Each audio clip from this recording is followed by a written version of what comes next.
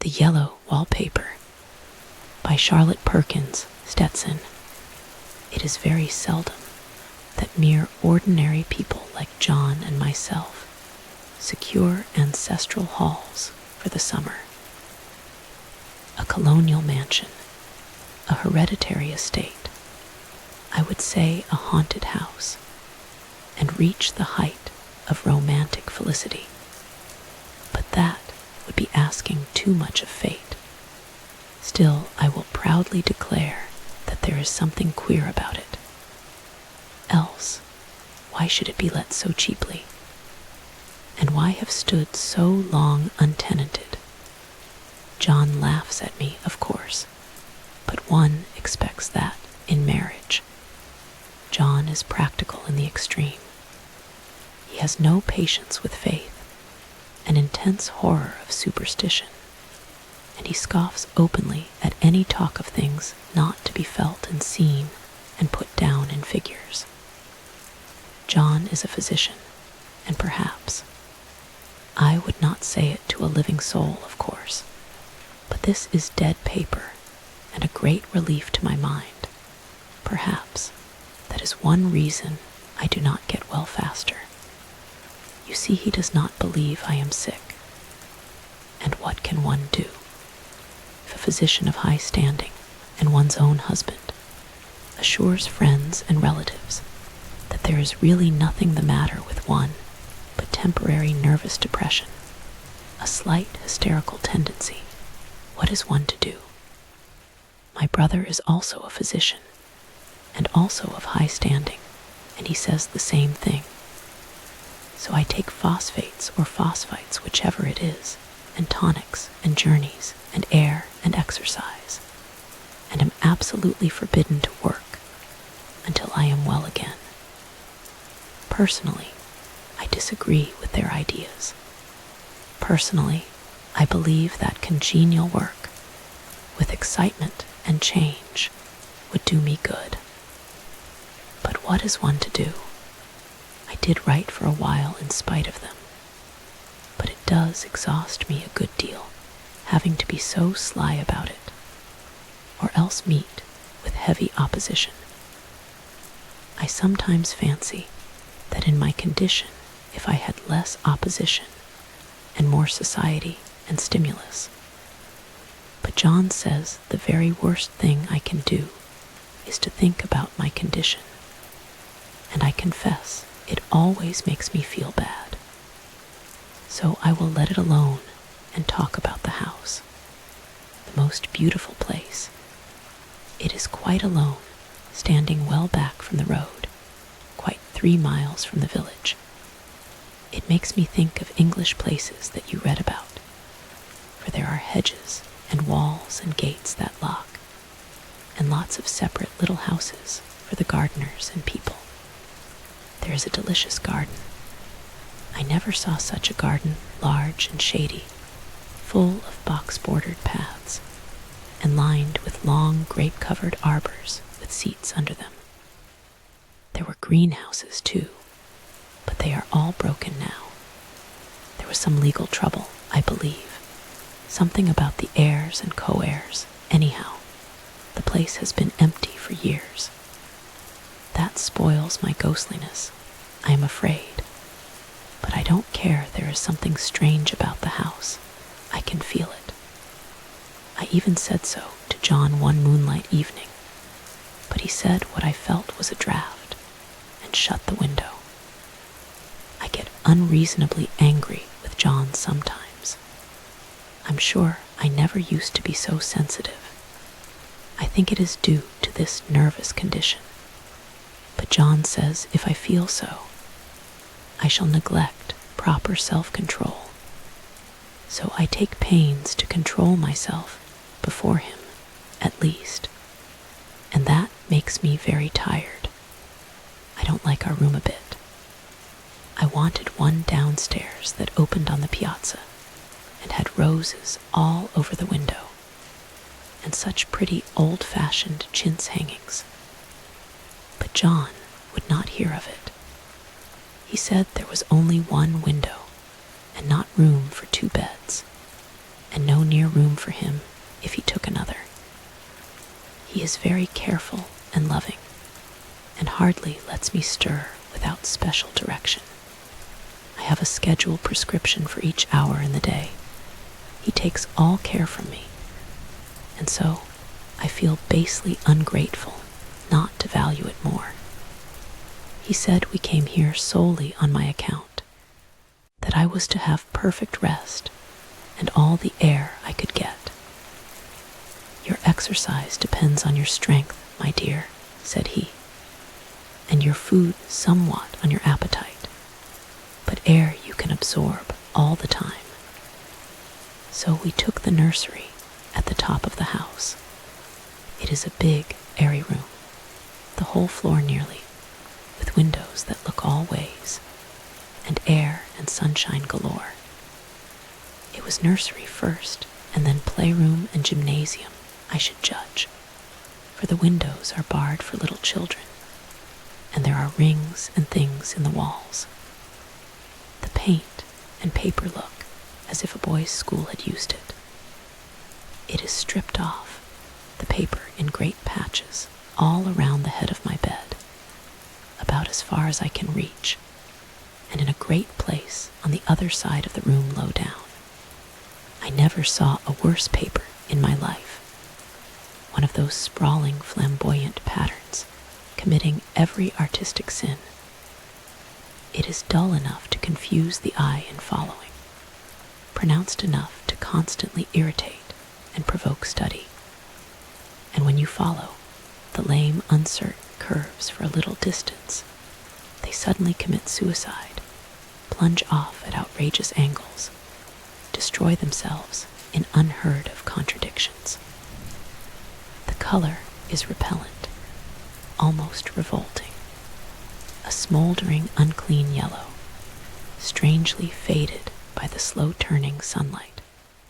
It is a dull, yet lurid orange in some places, a sickly sulfur tint in others. No wonder the children hated it. I should hate it myself if I had to live in this room long. There comes John, and I must put this away. He hates to have me write a word. We've been here 2 weeks, and I haven't felt like writing before since that first day. I am sitting by the window now, up in this atrocious nursery, and there is nothing to hinder my writing as much as I please, save lack of strength. John is away all day, and even some nights when his cases are serious. I am glad my case is not serious, but these nervous troubles are dreadfully depressing. John does not know how much I really suffer. He knows there is no reason to suffer, and that satisfies him. Of course it is only nervousness. It does weigh on me so not to do my duty in any way. I meant to be such a help to John, such a real rest and comfort, and here I am a comparative burden already. Nobody would believe what an effort it is to do what little I am able to dress and entertain and order things. It is fortunate Mary is so good with the baby, such a dear baby, and yet I cannot be with him. It makes me so nervous. I suppose John never was nervous in his life. He laughs at me so about this wallpaper.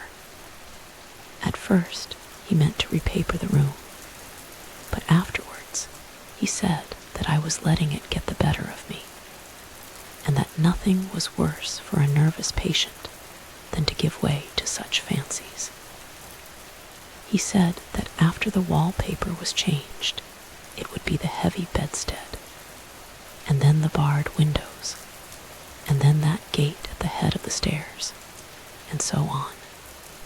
You know the place is doing you good, he said. And really, dear, I don't care to renovate the house just for a 3 months' rental. Then do let us go downstairs, I said. There are such pretty rooms there.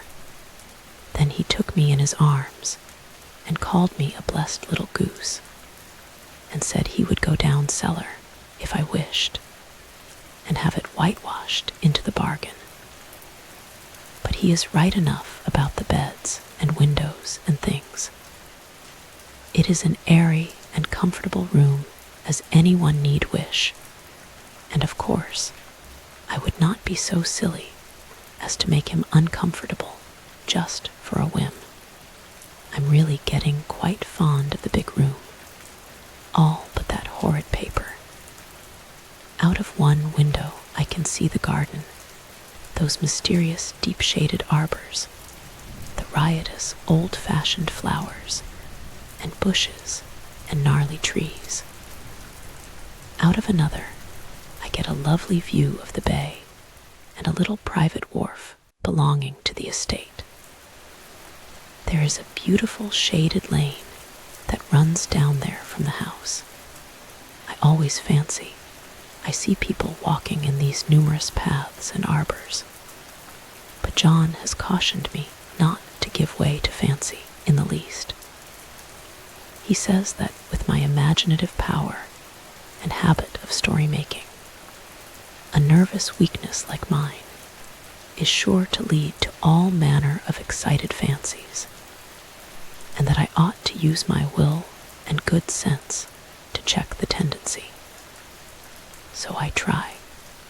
I think sometimes that if I were only well enough to write a little, it would relieve the press of ideas and rest me. But I find I get pretty tired when I try. It is so discouraging not to have any advice and companionship about my work. When I get really well, John says we will ask Cousin Henry and Julia down for a long visit. But he says he would as soon put fireworks in my pillowcase as to let me have those stimulating people about now. I wish I could get well faster, but I must not think about that. This paper looks to me as if it knew what a vicious influence it had. There is a recurrent spot where the pattern lolls like a broken neck, and two bulbous eyes stare at you upside down. I get positively angry with the impertinence of it and the everlastingness.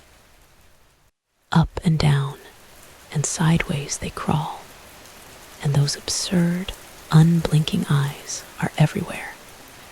There is one place where two breaths didn't match, and the eyes go all up and down the line, one a little higher than the other. I never saw so much expression in an inanimate thing before, and we all know how much expression they have. I used to lie awake as a child and get more entertainment and terror out of blank walls and plain furniture than most children could find in a toy store. I remember what a kindly wink the knobs of our big, old bureau used to have. And there was one chair that always seemed like a strong friend. I used to feel that if any of the other things looked too fierce, I could always hop into that chair and be safe. The furniture in this room is no worse than inharmonious, however, for we had to bring it all from downstairs. I suppose when this was used as a playroom, they had to take the nursery things out, and no wonder. I never saw such ravages as the children have made here. The wallpaper, as I said before, is torn off in spots, and it sticketh closer than a brother. They must have had perseverance as well as hatred. Then the floor is scratched and gouged and splintered. The plaster itself is dug out here and there, and this great heavy bed, which is all we found in the room, looks as if it had been through the wars. But I don't mind it a bit, only the paper.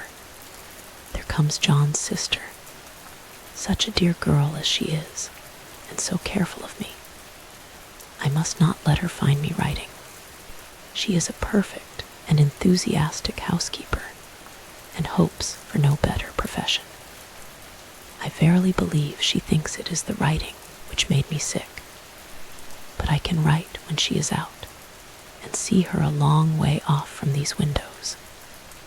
There is one that commands the road, a lovely shaded winding road, and one that just looks off over the country. A lovely country, too, full of great elms and velvet meadows. This wallpaper has a kind of sub-pattern in a different shade, a particularly irritating one, for you can only see it in certain lights, and not clearly then. But in the places where it isn't faded, and where the sun is just so, I can see a strange, provoking, formless sort of figure that seems to skulk about behind that silly and conspicuous front design. Their sister on the stairs. Well, the 4th of July is over. The people are all gone, and I am tired out. John thought it might do me good to see a little company, so we just had Mother and Nellie and the children down for a week. Of course, I didn't do a thing. Jenny sees to everything now, but it tired me all the same. John says if I don't pick up faster, he shall send me to Weir Mitchell in the fall.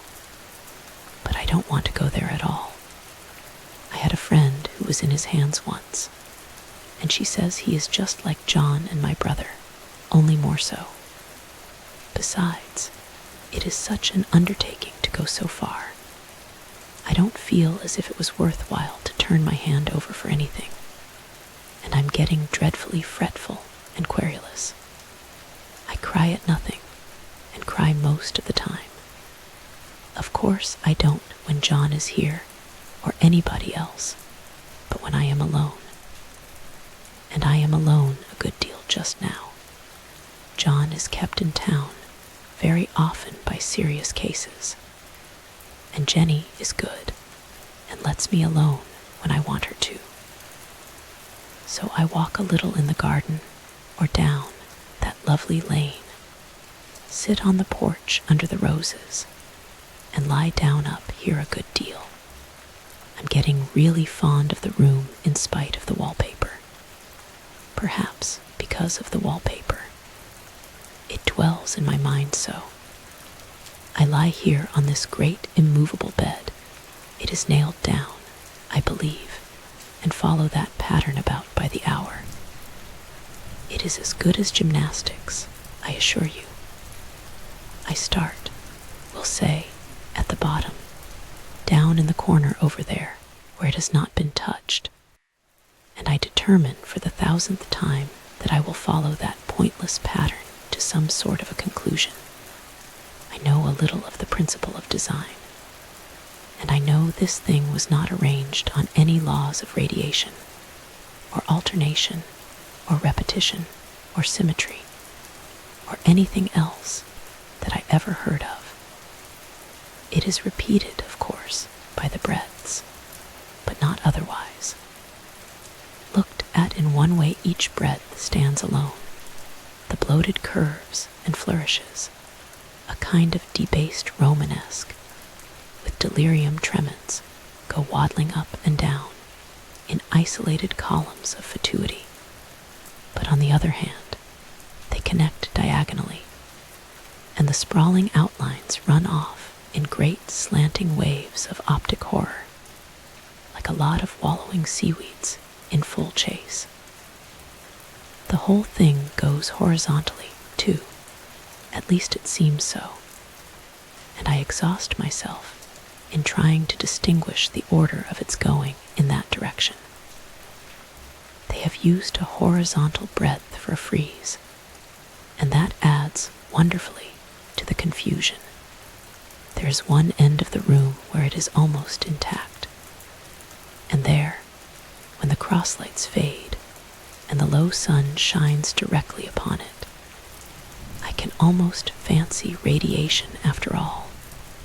The interminable grotesque seem to form around a common center and rush off in headlong plunges of equal distraction. It makes me tired to follow it. I will take a nap, I guess. I don't know why I should write this. I don't want to. I don't feel able. And I know John would think it absurd. But I must say what I feel and think in some way. It is such a relief. But the effort is getting to be greater than the relief. Half the time now I am awfully lazy and lie down ever so much. John says I mustn't lose my strength and has me take cod liver oil and lots of tonics and things, to say nothing of ale and wine and rare meat. Dear John, he loves me very dearly and hates to have me sick. I tried to have a real, earnest, reasonable talk with him the other day and tell him how I wish he would let me go and make a visit to Cousin Henry and Julia. But he said I wasn't able to go, nor able to stand it after I got there, and I did not make out a very good case for myself, for I was crying before I had finished. It is getting to be a great effort for me to think straight. Just this nervous weakness, I suppose.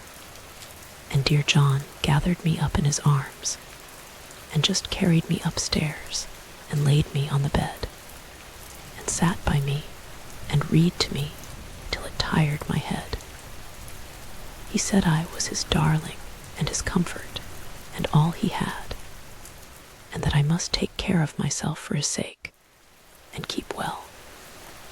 He says no one but myself can help me out of it, that I must use my will and self-control and not let any silly fancies run away with me. There's one comfort: the baby is well and happy and does not have to occupy this nursery with the horrid wallpaper. If we had not used it, that blessed child would have. What a fortunate escape. Why, I wouldn't have a child of mine, an impressionable little thing, live in such a room for worlds. I never thought of it before, but it is lucky that John kept me here after all. I can stand it so much easier than a baby, you see. Of course, I never mention it to them anymore. I am too wise. But I keep watch of it all the same. There are things in that paper that nobody knows but me, or ever will. Behind that outside pattern, the dim shapes get clearer every day. It is always the same shape, only very numerous. And it is like a woman stooping down and creeping about behind that pattern. I don't like it a bit. I wonder, I begin to think, I wish John would take me away from here. It is so hard to talk with John about my case, because he is so wise, and because he loves me so. But I tried it last night. It was moonlight. The moon shines in all around just as the sun does. I hate to see it sometimes. It creeps so slowly, and always comes in by one window or another. John was asleep, and I hated to waken him, so I kept still and watched the moonlight on that undulating wallpaper till I felt creepy. The faint figure behind seemed to shake the pattern, just as if she wanted to get out. I got up softly and went to feel and see if the paper did move. And when I came back, John was awake. "What is it, little girl?" he said. "Don't go walking about like that, you'll get cold." I thought it was a good time to talk, so I told him that I really was not gaining here, and that I wished he would take me away. "Why, darling," said he, "our lease will be up in 3 weeks, and I can't see how to leave before. The repairs are not done at home, and I cannot possibly leave town just now. Of course, if you were in any danger, I could and would. But you really are better, dear, whether you can see it or not. I am a doctor, dear, and I know." You are gaining flesh and color. Your appetite is better. I feel really much easier about you." "I don't weigh a bit more," said I, "nor as much, and my appetite may be better in the evening when you are here, but it is worse in the morning when you are away." "Bless her little heart," said he with a big hug. "She shall be as sick as she pleases. But now let's improve the shining hours by going to sleep and talk about it in the morning." "And you won't go away?" I asked gloomily. "Why, how can I, dear? It is only 3 weeks more, and then we will take a nice little trip of a few days while Jenny is getting the house ready." "Really, dear, you are better. Better in body, perhaps," I began, and stopped short, for he sat up straight and looked at me with such a stern, reproachful look that I could not say another word. "My darling," said he, "I beg of you, for my sake, and for our child's sake, as well as for your own, that you will never for one instant let that idea enter your mind. There is nothing so dangerous, so fascinating, to a temperament like yours. It is a false and foolish fancy. Can you not trust me as a physician when I tell you so?" So of course I said no more on that score, and we went to sleep before long.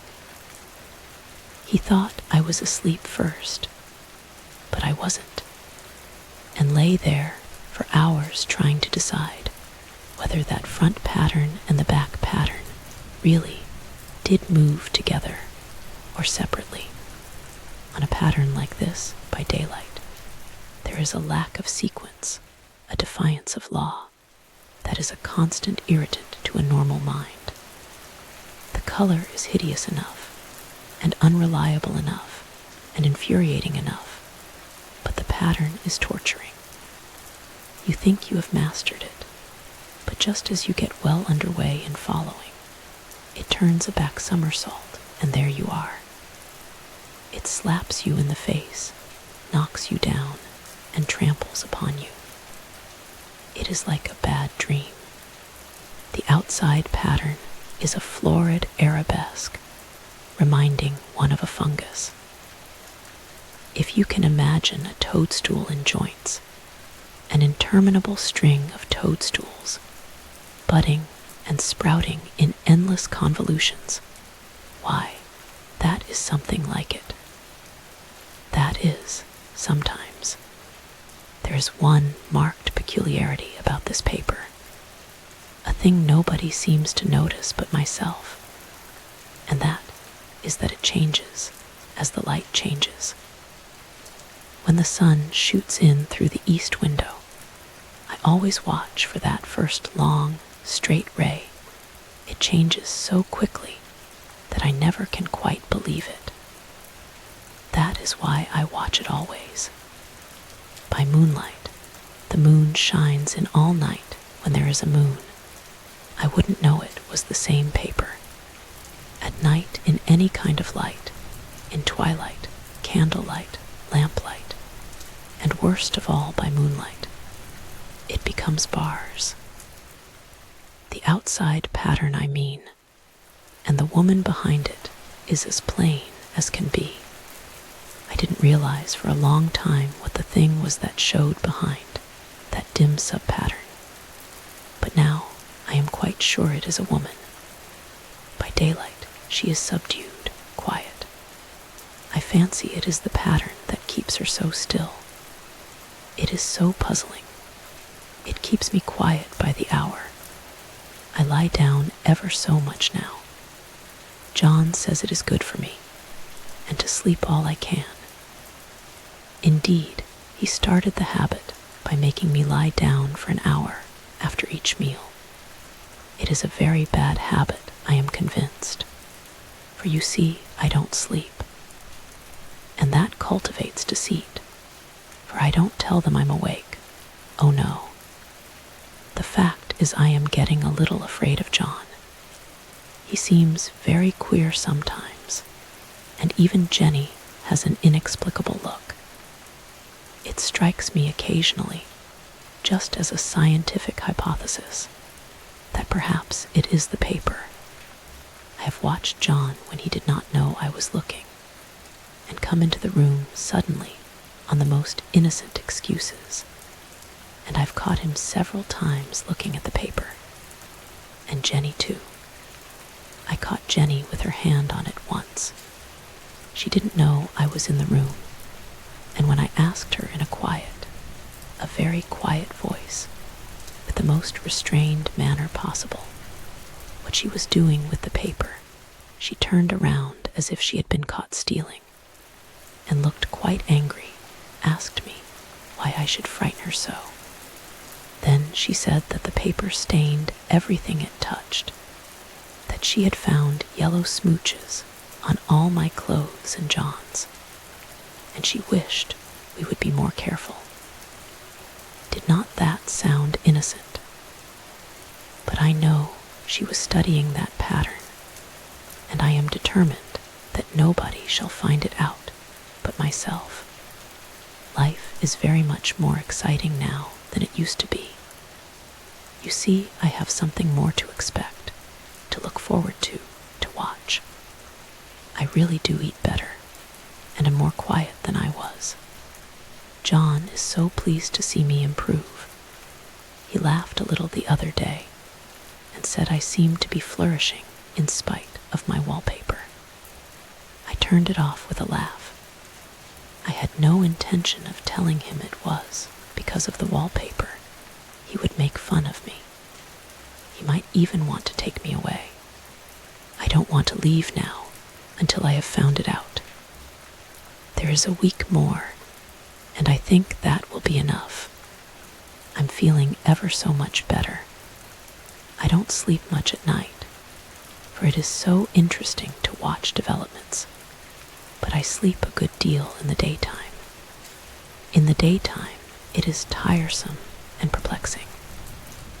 There are always new shoots on the fungus, and new shades of yellow all over it. I cannot keep count of them, though I have tried conscientiously. It is the strangest yellow, that wallpaper. It makes me think of all the yellow things I ever saw, not beautiful ones like buttercups, but old, foul, bad yellow things. But there is something else about that paper, the smell. I noticed it the moment we came into the room, but with so much air and sun, it was not bad. Now, we have had a week of fog and rain, and whether the windows are open or not, the smell is here. It creeps all over the house. I find it hovering in the dining room, skulking in the parlor, hiding in the hall, lying in wait for me on the stairs. It gets into my hair. Even when I go to ride, if I turn my head suddenly and surprise it, there is that smell. Such a peculiar odor, too. I have spent hours in trying to analyze it, to find what it smelled like. It is not bad at first, and very gentle, but quite the subtlest, most enduring odor I ever met. In this damp weather it is awful. I wake up in the night and find it hanging over me. It used to disturb me at first. I thought seriously of burning the house to reach the smell. But now I am used to it. The only thing I can think of that it is like is the color of the paper. A yellow smell. There's a very funny mark on this wall, low down near the mopboard. A streak that runs round the room. It goes behind every piece of furniture except the bed. A long, straight, even smooch, as if it had been rubbed over and over. I wonder how it was done and who did it, and what they did it for. Round and round and round, round and round and round. It makes me dizzy. I really have discovered something at last. Through watching so much at night, when it changes so, I have finally found out. The front pattern does move, and no wonder. The woman behind shakes it. Sometimes I think there are a great many women behind, and sometimes only one, and she crawls around fast, and her crawling shakes it all over. Then, in the very bright spots, she keeps still, and in the very shady spots, she just takes hold of the bars and shakes them hard. And she is all the time trying to climb through. But nobody could climb through that pattern. It strangles so. I think that is why it has so many heads. They get through, and then the pattern strangles them off and turns them upside down and makes their eyes white. If those heads were covered or taken off, it would not be half so bad. I think that woman gets out in the daytime. And I'll tell you why privately I've seen her. I can see her out of every one of my windows. It is the same woman, I know, for she is always creeping, and most women do not creep by daylight. I see her in that long shaded lane, creeping up and down.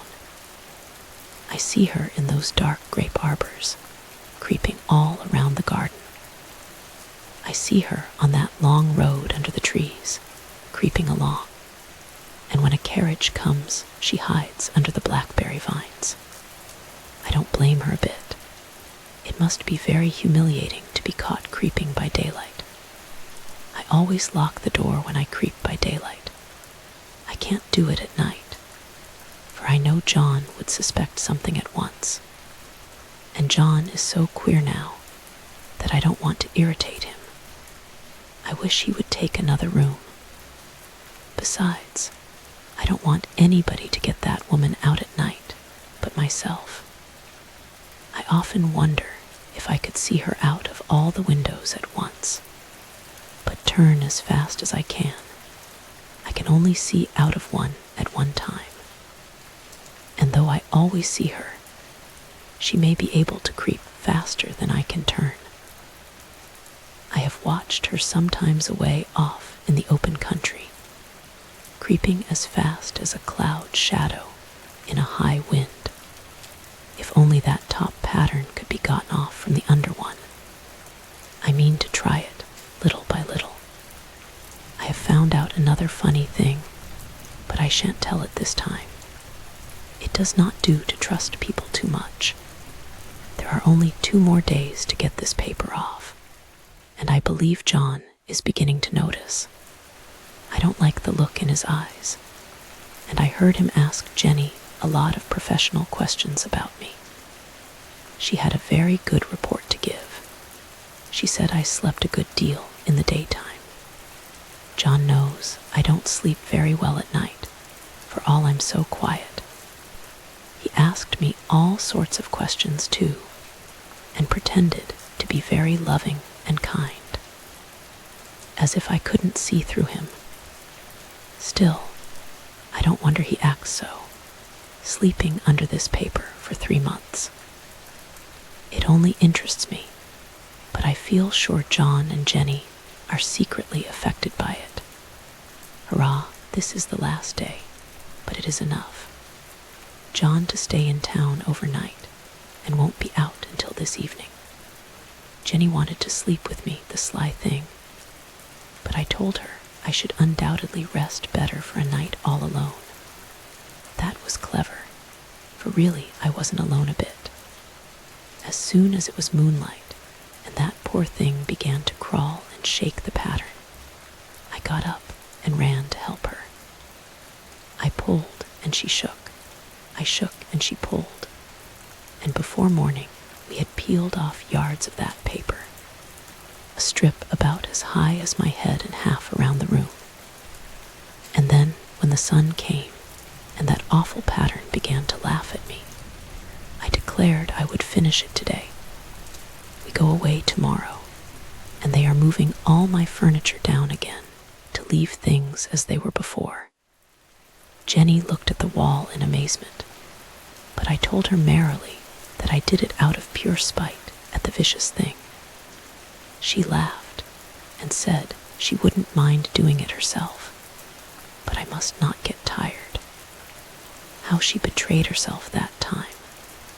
But I am here, and no person touches this paper but me, not alive. She tried to get me out of the room. It was too packed. But I said it was so quiet and empty and clean now that I believed I would lie down again and sleep all I could, and not to wake me even for dinner. I would call when I woke. So now she is gone, and the servants are gone, and the things are gone, and there is nothing left but that great bedstead nailed down, with the canvas mattress we found on it. We shall sleep downstairs tonight, and take the boat home tomorrow. I quite enjoy the room. Now it is bare again. How those children did tear about here. This bedstead is fairly gnawed, but I must get to work. I have locked the door and thrown the key down into the front path. I don't want to go out, and I don't want to have anybody come in till John comes. I want to astonish him. I've got a rope up here that even Jenny did not find. If that woman does get out and tries to get away, I can tie her. But I forgot I could not reach far without anything to stand on. This bed will not move. I tried to lift and push it until I was lame, and then I got so angry I bit off a little piece at one corner, but it hurt my teeth. Then I peeled off all the paper I could reach standing on the floor. It sticks horribly, and the pattern just enjoys it. All those strangled heads and bulbous eyes and waddling fungus growths just shriek with derision. I am getting angry enough to do something desperate. To jump out of the window would be admirable exercise, but the bars are too strong even to try. Besides, I wouldn't do it. Of course not. I know well enough that a step like that is improper and might be misconstrued. I don't like to look out of the windows even. There are so many of those creeping women, and they creep so fast. I wonder if they all come out of that wallpaper as I did. But I am securely fastened now by my well-hidden rope. You don't get me out in the road there. I suppose I shall have to get back behind the pattern when it comes night, and that is hard. It is so pleasant to be out in this great room and creep around as I please. I don't want to go outside. I won't, even if Jenny asks me to. For outside, you have to creep on the ground, and everything is green instead of yellow. But here I can creep smoothly on the floor, and my shoulder just fits in that long smooch around the wall. So I cannot lose my way. Why, there's John at the door. It is no use, young man, you can't open it. How he does call and pound. Now he's crying for an axe. It would be a shame to break down that beautiful door. John, dear, said I in the gentlest voice, the key is down by the front steps, under a plantain leaf. That silenced him for a few moments. Then he said very quietly indeed, open the door, my darling. I can't, said I. The key is down by the front door under a plantain leaf. And then I said it again, several times, very gently and slowly, and said it so often that he had to go and see. And he got it, of course, and came in. He stopped short by the door. What is the matter? He cried. For God's sake, what are you doing? I kept on creeping just the same, but I looked at him over my shoulder, "I've got out at last," said I, "in spite of you and Jane. And I've pulled off most of the paper, so you can't put me back. Now, why should that man have fainted?" But he did, and right across my path by the wall, so that I had to creep over him every time.